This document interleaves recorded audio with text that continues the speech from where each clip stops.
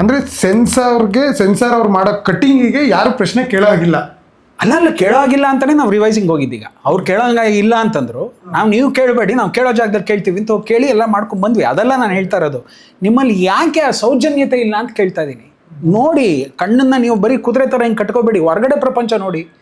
ಅಣ್ಣ ನಂಗೆ ಹೇಳ್ತಾ ಇದ್ದಾರೆ, ನಮ್ಗೆ ಯಾವುದೋ ಒಂದು ಇನ್ಸ್ಪಿರೇಷನಲ್ಲೇ ನಾವು ಬ್ಯಾಂಡಿಟ್ ಕ್ವೀನ್ ಇನ್ಸ್ಪಿರೇಷನ್ ಇದೆ, ಒಂದಷ್ಟಿದೆ ನಮ್ಗೆ. ಆ ಹೆಣ್ಮಗಳು ಕೂತ್ಕೊಂಡು ಕತೆ ಹೇಳ್ಬೇಕಾದ್ರೆ ರಾಣರು ಒಳಗಡೆ ಪಂಪ್ ಆಗುತ್ತೆ, ಬ್ಲಡ್ ತಂಪೊಡಿಯುತ್ತೆ ನಮ್ಮ ಒಂದು, ಅಯ್ಯೋ ಈ ಥರ ಮಾಡಿದಾರಲ್ಲ ಹೆಣ್ಮಗಳಿಗೆ ಅಂತ. ಅದನ್ನು ತೆಗೆದು ನಾವು ಆ ಸೀನ್ ನಂಗೆ ಇಟ್ಟ ಅಂತಂದರೆ, ಇಲ್ಲ ನೀವು ಅದನ್ನು ಕತ್ತರಿಸ್ಬಿಡಿ ಅಂತಂದರೆ ನಾನೇನಕ್ಕೆ ಸಿನಿಮಾ ಮಾಡಬೇಕಾಗಿತ್ತು? ನನಗೆ ಅಯ್ಯೋ ಅನ್ಸಿದ್ದು ತಾನೇ ನಾನು ತಂದು ನಿಮ್ಮ ಮುಂದೆ ಇಡಬೇಕು. ಇಲ್ಲದೆ ಹೋದ್ರೆ ನಾನು ಯಾವುದೋ ಒಂದು ಗಂಡ ಹೆಂಡತಿ ಬಾಯ್ ಫ್ರೆಂಡ್ನ ತಿರ್ಗಿ ಇನ್ನೊಂದು ಸೊಫಿಸ್ಟಿಕೇಟೆಡ್ ವೇನಲ್ಲಿ ಹೇಳ್ತಾ ಇದ್ದೆ, ಇನ್ನೊಂದು ಹೇಳ್ತಾ ಇದ್ದೆ, ಮರ ಸುತ್ತೋದು ಹೇಳ್ತಾ ಇದ್ದೆ. ಕಾಮೆಂಟ್ ನನಗೆ ನನ್ನ ಜೀವನದಲ್ಲಿ ಬರಲೇ ಇಲ್ವೇ? ಏನಕ್ಕೆ ಸರ್ ಹಂಗೆ ಅಂದಿದ್ರೆ ಪಿಕ್ಚರೇ ಮಾಡಲ್ಲ ಸರ್. ನಾನು ಹೆಂಗೆ ಸರ್ ಕತೆ ಮಾಡಲಿ? ನಾನು ಮಾಡಿಸೋದನ್ನ ನನಗೆ ಕೆಟ್ಟದ್ದು ಅನ್ಸಿದ್ರೆ ನಾನು ಮಾಡ್ತಾನೆ ಇರಲಿಲ್ಲ. ನಾನು ತಂದು ಅಣ್ಣಂಗೆ ಹೇಳ್ತಾ ಇರಲಿಲ್ಲ, ಅಣ್ಣ ಅದು ಚೆನ್ನಾಗಿದೆ ಅಂತ ಹೇಳ್ತಾ ಇರಲಿಲ್ಲ. ಅಲ್ಲೇ ಸತ್ತೋಗಿರೋದು, ಅಲ್ಲೇ ಚೂಟ್ ಬಿಡ್ತಾ ಇದ್ವಿ ಮಗುನ. ಇಲ್ಲ ನಾನು ಹೇಳಿದೆ, ನೀವು ಕೇಳಿದ್ದು ಅಂತ ಹೇಳಿದ್ರು ಪ್ರಶ್ನೆ. ಓಕೆ, ನಿಮ್ಗೆ ಅನ್ನಿಸ್ಲಿಲ್ವಾ ಅಂತ? ನಮ್ಗೆ ಅನಿಸಿಲ್ಲ. ಓಕೆ, ನಮ್ಗೆ ಅನಿಸಿಲ್ಲ. ಯಾಕೆ ಅನಿಸಿಲ್ಲ ಅನ್ನೋದನ್ನ ಎಕ್ಸ್ಪ್ಲನೇಷನ್ ಕೊಡ್ತಿದ್ದೀವಲ್ವಾ, ಅದಕ್ಕೆ ನಿಮ್ಮ ಕಡೆಯಿಂದ ಬರ್ಬೇಕು ತಾನೆ ಉತ್ತರ. ನಿಮ್ಮ ಕಡೆಯಿಂದ ಉತ್ತರ ಬರ್ದಿದ್ದಾಗ ನಾನು ಸರಿ ತಾನೆ? ನಾನು ಹೇಳ್ತಾ ಇರೋದು, ಈಗ ನೀವು ಕರೆಕ್ಟಾಗಿ ಅದನ್ನೇ ಆ ಕಡೆಯಿಂದ ಉತ್ತರ ಕೊಟ್ಟಿದ್ದಿದ್ರೆ ನಾನು ಅಕ್ಸೆಪ್ಟ್ ಮಾಡ್ಕೊಳ್ಬೇಕು. ಕನ್ವಿನ್ಸ್ ಮಾಡಿದ್ರೆ ನನ್ನ ತಪ್ಪು. ಓಕೆ, ನನ್ನ ಪ್ರಶ್ನೆ ನಿಮ್ಮ ಹತ್ರ ಉತ್ತರ ಇಲ್ಲ ಅಂದಮೇಲೆ ನಾನು ಸರಿ, ನೀವು ತಪ್ಪು. ಅದನ್ನೇ ಹೇಳ್ತಾ ಇರೋದು.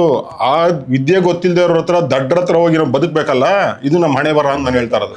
ಅಂದರೆ ಪೇಪರ್ ಮೇಲೆ ಕತೆ ಗೆದ್ದಿದೆ, ಒಬ್ಬ ನಿರ್ದೇಶಕನ ಕೈಯಲ್ಲಿ ಕತೆ ಗೆದ್ದಿದೆ, ಅದನ್ನ ಶೂಟ್ ಮಾಡಾಗಿದೆ, ಅದು ಎಡಿಟಿಂಗ್ ಆಗಿದೆ, ಫೈನಲ್ ಸ್ಕ್ರೀನ್ ಮೇಲೆ ಬಂದಿದೆ ಸರ್. ಸ್ಕ್ರೀನ್ ಆಮೇಲೆ ನಮ್ದೊಂದು ಇದೆ ಸರ್, ಡಬಲ್ ಪಾಸಿಟಿವ್ ಅಂದರೆ ಇವತ್ತಿನವ್ರಿಗೆ ಯಾರಿಗೂ ಗೊತ್ತೇ ಇಲ್ಲ ಸರ್. ಡಬಲ್ ಪಾಸಿಟಿವ್ ಅಂದರೆ ಏನು ಅಂದರೆ, before going to rerecording, before going to DI, before going to all other activities of post production work ಅಂತ ಏನು ಕರಿತೀವಿ, ಡಬ್ಬಿಂಗ್ ಬಿಟ್ಟು ಎಲ್ಲವೂ ಆದಮೇಲೆ ಇಡೀ ಸಿನಿಮಾನ ಒಂದು ರಂತ್ರು ನೋಡ್ತೀವಿ ಸರ್ ನಾವು. ಇದನ್ನು ನಮಗೆ ನಮ್ಮ ಹಿರಿಯರು, ಇವರಿಗೆ ಇವರ ಹಿರಿಯರು, ಇವರೆಲ್ಲ ಹೇಳ್ಕೊಟ್ಟಿದ್ದು. ನಾವು ಅದನ್ನು ಮಾಡ್ಬೇಕಾದ್ರೆ ಏನು ಮಾಡ್ತೀವಿ ಅಂದರೆ, ಬೇರೆಯವ್ರಿಗೆ ಏನಂತ ಗೊತ್ತಿಲ್ಲ, ಅಣ್ಣಂಗೆ ಚೆನ್ನಾಗಿ ಗೊತ್ತು, ನಾವು 15-20 ಜನ ಕೂತ್ಕೋತೀವಿ ಸರ್. 15-20 ಜನ ಕೂತ್ಕೊಂಡು without sound, without effects, without DI, ಬರೀ ಒಂದು ಡಬ್ ಟ್ರ್ಯಾಕ್ ನೋಡ್ತಾ ಸಿನಿಮಾ ನೋಡ್ತೀವಿ ಸರ್. ರಸ್ಟಿಕ್. ಈಗ 15 ಜನನೂ ಒಪ್ಕೊಂಡ್ಮೇಲೆ, ಇಲ್ಲ 20 ಜನ ಒಪ್ಕೊಂಡ್ಮೇಲೆ ಅವ್ರ ಮನಸ್ಥಿತಿಗಿಂತ ನಿಮ್ಮ ಮನಸ್ಥಿತಿ ಬೇರೆನಾ? ಅಲ್ಲ, ಗುರುಗಳು ಬಿಟ್ಬಿಡೋಣ sir. We are all technicians sir. ಈ ಟೆಕ್ನಿಷಿಯನ್ಸ್ ಜೊತೆ ಹಿಂದ್ಗಡೆ ಚೇರ್ನಲ್ಲಿ ಆರ್ಟಿಸ್ಟ್ಗಳು ಯಾರು ನಮ್ಮಲ್ಲಿ ಆ್ಯಕ್ಟ್ ಮಾಡಿರ್ತಾರಲ್ಲ ಅವ್ರು ಕೂತಿರ್ತಾರೆ. ಅವರು ಕೇಳ್ತಾರೆ, ಅಣ್ಣ ನೀನು ಏನೋ ಹೇಳಿದ್ರಿ ಅದು ನಂಗೆ ಅನ್ನಿಸ್ತಾ ಇಲ್ಲ. ಅವನು ಹೇಳ್ತಾನೆ, ನಾವು ಏನಕ್ಕೆ ಇದನ್ನು ತೋರಿಸ್ತೀವಿ ಅಂದರೆ, ಇದು ಬಿಟ್ಟರೆ ಈಗ ರೀರೆಕಾರ್ಡಿಂಗ್ ಕೊಟ್ಟೋಗುತ್ತೆ, ರೀರೆಕಾರ್ಡಿಂಗ್ ಕೊಟ್ಟೋದ್ರೆ DI ಕೊಟ್ಟೋಗುತ್ತೆ, ಆಮೇಲೆ ನಾವು ಚೇಂಜ್ ಮಾಡೋಕ್ಕಾಗಲ್ಲ. ಇಟ್ ಈಸ್ ಫ್ರೀಸ್ಡ್, ಪ್ಯಾಕ್ ಆಗೋಯ್ತು. ಈಗ ಅದು ಪ್ಯಾಕ್ ಆಗೋದ್ಮೇಲೆ ನಾವು ಏನೇ ಮಾಡೋಕ್ಕೋಯ್ತು ಅಂದರೆ ಎಲ್ಲ ಹೊಡಿತದೆ. ಆವಾಗ ನಮ್ಮ ಹತ್ರ ದುಡ್ಡು ಇರಬೇಕು, ದುಡ್ಡು ಇರೋದಿಲ್ಲ. ಸೊ ಏನು ಮಾಡ್ತೀವಿ, ತುಂಬ ಯೋಚನೆ ಮಾಡಿ ಇದನ್ನು ಚೇಂಜ್ ಮಾಡಿ, ಇದು 2 ಅವರ್ 10 ನಿಮಿಷದ ಕಂಟೆಂಟ್ ನನ್ನ ಮಗು ಈಚೆ ಹೋಗ್ತಾ ಇದೆ, ಇದಕ್ಕೆ ಇನ್ನೊಂದಷ್ಟು ಕಲರ್ಸ್ ಜಾಯ್ನ್ ಆಗುತ್ತೆ ಅಂತ ಕಳಿಸ್ತೀವಲ್ಲ. ಅದಕ್ಕೆ ಮುಂಚೆ ಇದಿಷ್ಟು ಕೂತ್ಕೊಂಡು ಮಾತಾಡ್ತೀವಿ ಸರ್. ಒಬ್ಬ ಡೈರೆಕ್ಟರ್ ಆದವನು ಎಲ್ಲರೂ ಕನ್ವಿನ್ಸ್ ಮಾಡಬೇಕಾಗತ್ತೆ. ಅಣ್ಣ ನನಗೇನೋ ಹೇಳಿದ್ರಲ್ಲ ನೋಡಪ್ಪ, ಇದಕ್ಕೆ ನಾನು ಅಲ್ಲಿ ಉತ್ತರ ಕೊಟ್ಟಿದ್ದೀನಿ. ಅಣ್ಣ ನೀವೇನೋ ಹೇಳಿದ್ರಲ್ಲ, ಇಲ್ಲಪ್ಪ ಇದಕ್ಕೆ ಹಿಂಗೆ ಹೇಳಿದ್ದೀವಿ.